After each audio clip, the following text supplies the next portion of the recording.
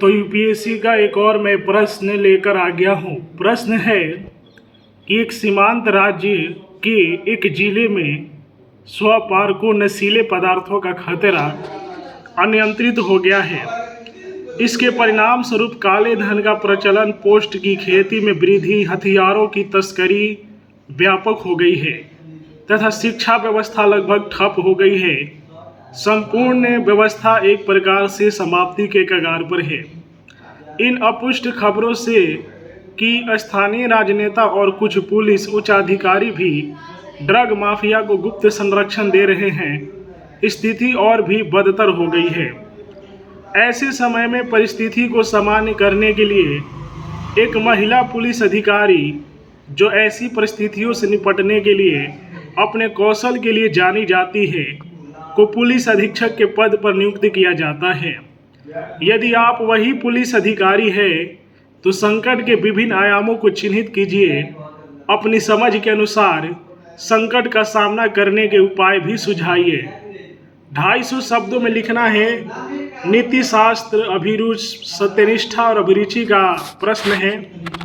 Credit and thanks जो कि एरिहंट publication को दिया जाएगा और उनके द्वारा किस तरह इस प्रश्न का व्याख्या किया गया देखते हैं। दी गई स्थिति निम्न संकट को उत्पन्न करती है।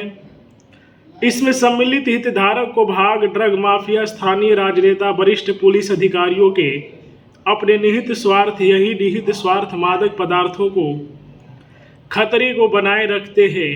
वे युवा जो शिक्षा से वंचित है, इसके शिकार हैं।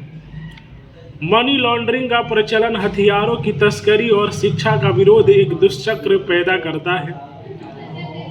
जो लोग इसे रोकने के लिए जिम्मेदार हैं, वे स्वयं इन अपराधों में सम्मिलित हैं। स्थानीय राजनेताओं के चुनावी अभियानों में नशीले पदार्थों तथा धन का प्रयोग किया जाता है और बदले में ड्रग माफिया और तस्करों को कानून से बचाया जा सकता है। यह एक पारिवारिक संकट भी हो सकता है, क्योंकि युवा नशाखोरी का शिकार हो जाते हैं। इस संकट से निपटने के लिए निम्न उपाय किए जा सकते हैं। स्थिति को ठीक से विश्लेषण किया जाए, क्योंकि इसमें कई हितधारक सम्मिलित हो सकते हैं। एक आवेगी प्रतिक्रिया समस्या को हल किए बिना व्यक्तिगत और व्यावसायिक दोनों स्तरों पर हानि पहुंचा सकती है। विकासात्मक कार्यों को किए जाने की आवश्यकता है ताकि युवाओं को इस प्रकार के अपराधों से बचाया जा सके।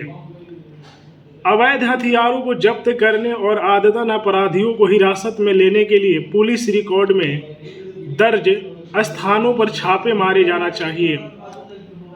दोषी अधिकारियों को पकड़ने के लिए एक आंतरिक विभाग द्वारा जांच शुरू की जानी चाहिए और उनके विरुद्ध कड़ी कार्रवाई की जानी चाहिए। क्षेत्र में अफीम की खेती पर प्रतिबंध लगाया जाना चाहिए। ड्रग्स के दुष्प्रभावों के विषय में जागरूकता को बड़े पैमाने पर अभियानों, साइन बोर्डों आदि के माध्यम से उठाया जाना चाहिए। नशाखोरी के शिकार लोगों के लिए पुनर्वास केंद्र खोले जाने चाहिए।